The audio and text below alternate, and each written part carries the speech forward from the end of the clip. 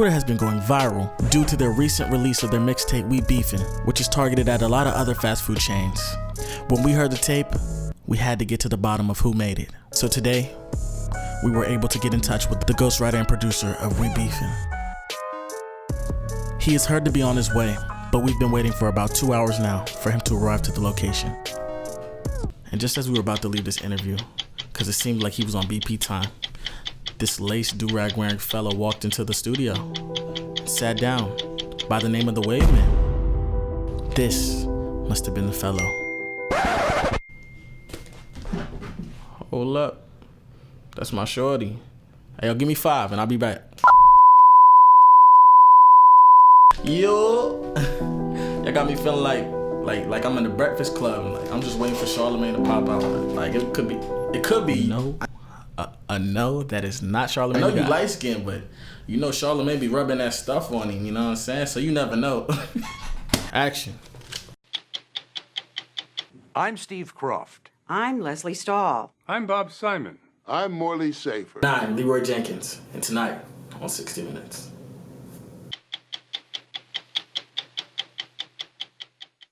Hello, today we're joined here with TheWavMan. He is a producer. He has many different talents, guys, and we're just gonna get into this interview today, okay?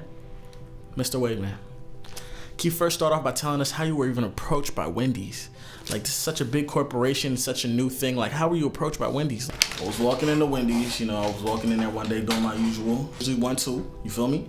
And some shorty just walked up to me, some redhead shorty with little freckles on her face.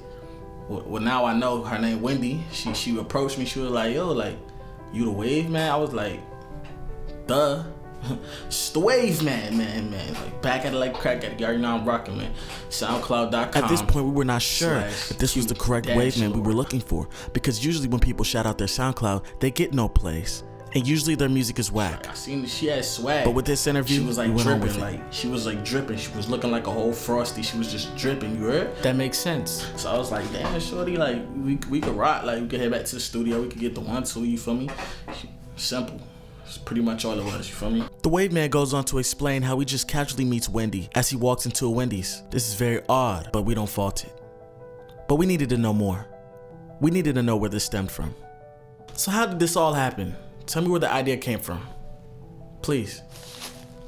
Well, basically, I don't even know if I should be talking to y'all about this because, like, usually we don't talk about these type of matters, you know, being a ghostwriter. He goes on to tell us how he doesn't really want to expose himself for being a ghostwriter because in the music industry, this is severely looked down upon. But he said, "Fuck it. He's here for all the clout." Basically, it all stems from Twitter. Like, this ain't no snuffing. This is nothing new. If you go on their Twitter right now, you see they not playing with nobody, you feel me? They gonna ask you, they not subtweeting. They don't. He then goes on to share a story with us that was shared to him by Wendy herself, saying that she was bullied in middle school and high school for being a pretty girl. So what this made her do, one day she decided to stand up to all her problems and stop running. Look at shorty. She cute and pretty and all, but like, she don't play them games, you heard? As you can tell, Wendy's was all for the drama, and they weren't with the subtweeting game. Okay, don't think that you got away. You copied my old menu and put it out on replay. They bring it back like rebates. Fresh food on your dinner plate. Oh my gosh, these are direct.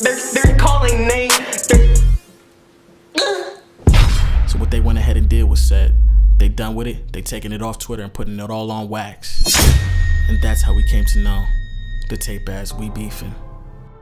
So my next question, Mr. WavMan. Basically, where did the inspiration come from We Beefin? If you take a look at the cover, you can already understand. Like, it's that Notorious B.I.G. Ready to Die type cover. That's where they got the reference from, you heard? Like, you listening, like, be clear. Like, don't act like y'all don't know. Like, New York, like, this B.I.G., like, stop playing with me, you feel me?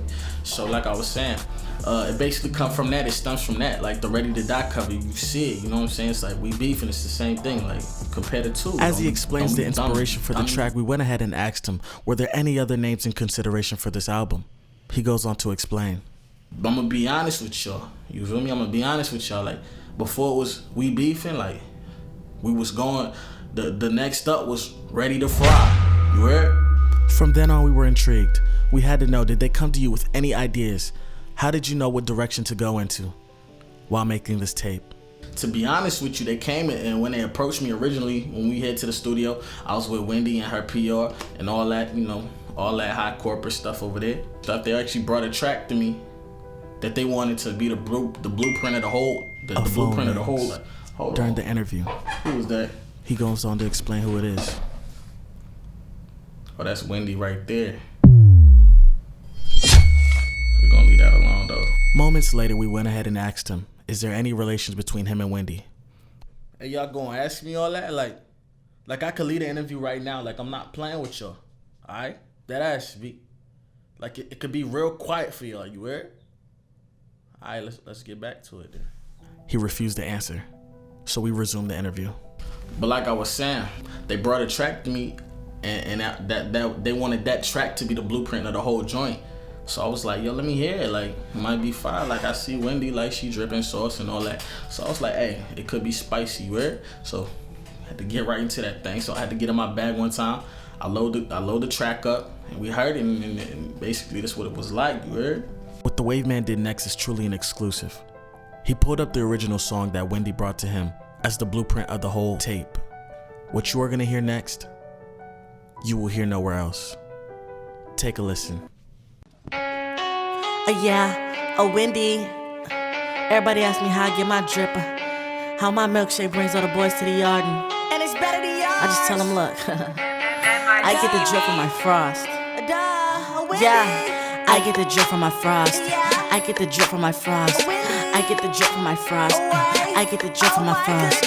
Ice cream machine always working, always on, never off. Mickey, these nuts always lurking, but I get the drip from my frost. I get the drip from my frost. I get the drip from my frost. I get the drip from my frost. I get the drip from my frost. Ice cream machine always working, always on, never off. Mickey, these nuts always lurking, but I get the drip from my frost. Everyone here at the office actually liked the record, but we went ahead and asked the self-proclaimed expert himself how he felt about the track. So, can you please explain to us why this track didn't actually make the tape? Like, I actually thought it was trash. Like, it was weak sauce, you heard? Like, it was just whack. It was really whack. I'm gonna be honest with you, there's no other way I could put it.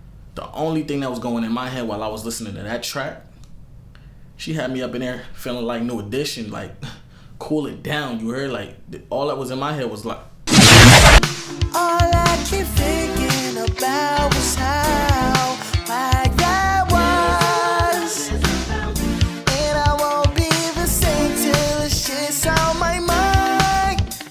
I keep telling you, you need to cool it down. That shit was whack as fuck. You need to cool it down. That shit was whack as fuck. that's all that was in my head, you heard? Like, it was nothing I could do for you. It was quiet from there, you feel me? So I had to cook up that heat, man. And that's when we got into the heat. That's when I had to get to the hits, you heard? Like, I was like, yo, it's time to work. Like, we working with a little something here, but I had to get right, you feel me? We had to get real right, real tight, As he real quick, explains, man. this is when they trashed You heard that me? record So- and started making records like Twitter Fingers, Holding It Down, That's when we Rest made in hits Grease, like Clowning, and 4 Rest in for Grease 4. and 4 for 4 and Clowning. Like, 'cause we ain't playing with them ops, you heard? We don't play with the ops, you feel me? So that's when we did that. The rest was history. Let the people tell it. You feel me? The rest was history. Got that shit thumping though, nigga. What? We beefing, cuz.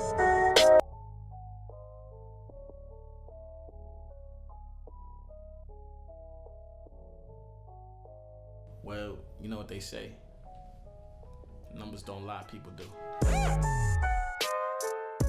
What's good, YouTube? If you guys like that, make sure you guys check out more videos on the page. Make sure you guys subscribe down low and turn that notifications on. Let me know how y'all rock with it, man. Make sure you guys like, comment, and subscribe. You already know how you rock it, man. Dunzos!